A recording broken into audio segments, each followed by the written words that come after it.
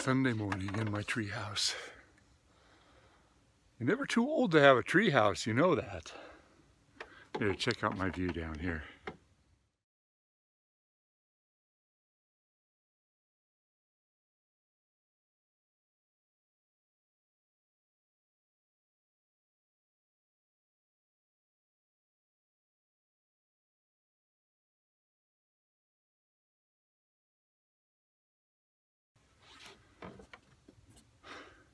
Back in the early 80s, I had a vision to produce some videos. Videotapes were brand new back then, but I wanted to produce some videos on trees and tree care.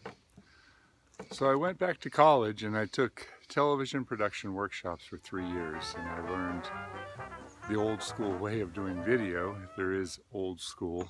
Actually there is, they call it linear editing. Now everything is called non-linear editing, where you can grab a piece of video here and pull it out and shove it in over here and delete this and move stuff around. Well, back in the early days of video, you had what they called A-B roll. And that's where you had videotape A and videotape B. So you had some footage on this one and you had some footage on this one, and this one over here was your copy. So you had all three machines rolling, and at a certain given time, you would hit a button and it would switch from this one to that one, but this one would be recording it. And that's how you got an edit. It was pretty fascinating at the time. But I learned a lot more than just A/B editing and linear editing. I learned all the different aspects of television production, video production. So I went out and bought myself a camera. An expensive camera.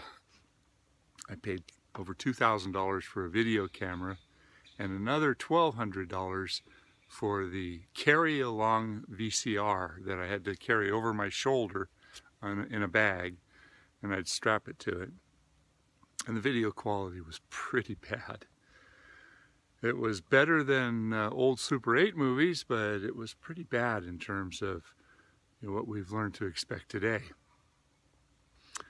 So over the years, I've owned quite a few video cameras, different types of video cameras. The early ones were up on your shoulders.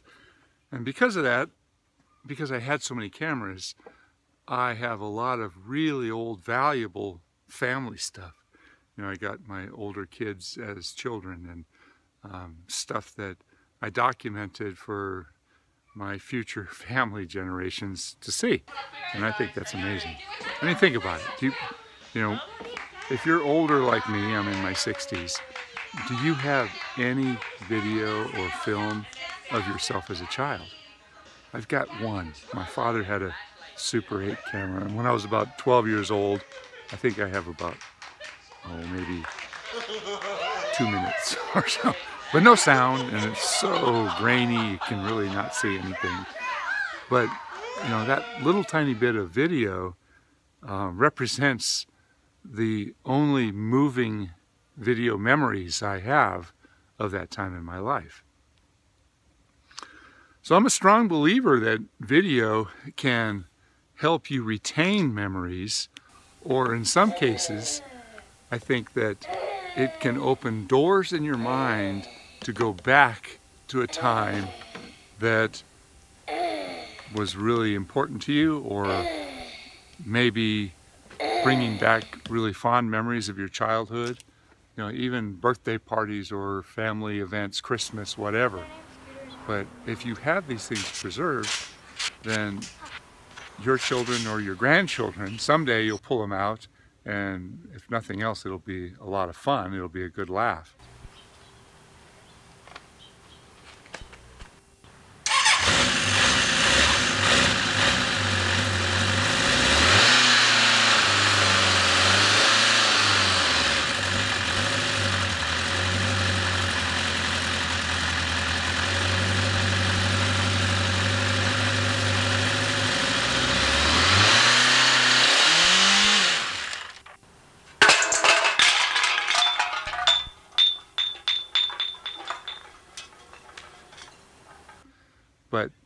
I have noticed that when I look at old stuff, it triggers a memory because I'm close to that spot in my mind, and it opens a door.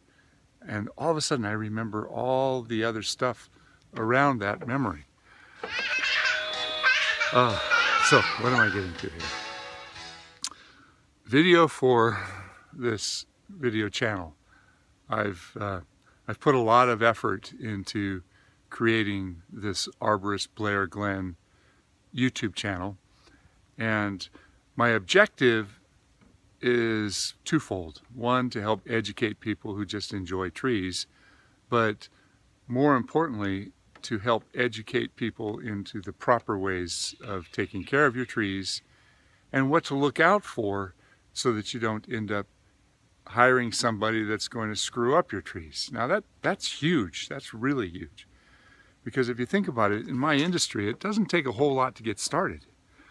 There's a lot of guys out there with a chainsaw and maybe an old pickup truck, and they hang a sign on their side of their truck and say, okay, I'm a tree surgeon, I can do this. You know, they might know how to run their chainsaw really well, but do they have any training? Do they have any knowledge about what they're doing? And just as important, do the people that pay them to do this work understand what's right and wrong? And a lot of times they just don't care. You know, there's a lot of my clients just say, top it, too tall, I don't like that tree, too dirty, too messy. Well, we have to stop and see trees differently. We really have to see what's going on around us. And so many people are very short-sighted. They don't pay attention to everything that's going on around them. You know, if you take a trip up to the forest, you'll see that there's a lot of change in the forest, and there's a lot of things that are going on, and this whole world is getting very, very different, very different. I mean, I did a video earlier where I said the words climate change, global warming, and that set off a lot of alert bells. A lot of people said, oh, no, there's no such thing. Oh, yeah, and there's the other side. Yes, we have global warming and contrails. And that, you know, come on. So let's look at the reality of this whole situation. Our forests are sick. We've got a lot of problems going on. The forests, the urban forests, are sick. We have a lot of problems going on there. Rarely do I find trees that are in pristine, good health. Rarely do I find trees that have never been abused. So when I do find them, I'm awestruck. You know, I feel really good. But the majority of the time, I'm going around when people call me in to look at their trees. It's, you know, save my tree. What's wrong with my tree? And 9 times out of 10, it's people pressure. It's something that we did to the tree. You know, we chopped the roots. We built around it. We cut it too hard. We topped it. We. You know, there's just so many things that are happening to our trees that all I can do is point things out and hope like hell that it'll trigger something in somebody's psyche to make a change. You know, a lot of my clients, they're clueless. They don't have a clue as to even why they're asking me to trim the trees. They'll call me in, they'll say, my tree needs to be trimmed. And I'll go out there and I'll say, your tree doesn't need to be trimmed. It's fine. And they say, oh, it's too big. Why is it too big? It's too tall. Well, no, the tree's about the size that it's supposed to be.